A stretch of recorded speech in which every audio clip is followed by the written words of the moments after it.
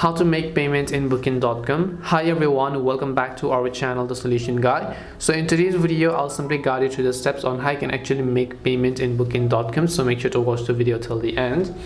Now booking.com is an app or also a website that you can actually use to book flights or tickets or whatever else you prefer. So let's say you want to pay whenever you want to book something. It depends upon the hotel, right, and the property that you're selecting. So for example, if I search for a list of available hotel rooms, and if the hotel actually mentions that no prepayment is actually needed, which means that you can book now and then you can pay later on. That's how you can pay on this specific property. If you scroll down, you also have other properties such as which says no prepayment needed, as you can see over here.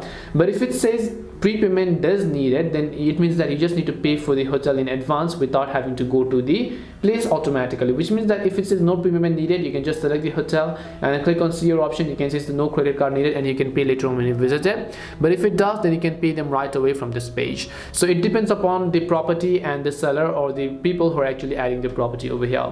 So hope this video helped you, and if it did help you, then make sure to leave a like and subscribe to the channel. If you have got any questions, then feel free to leave them down. Thank you very much for watching and see you in the next video.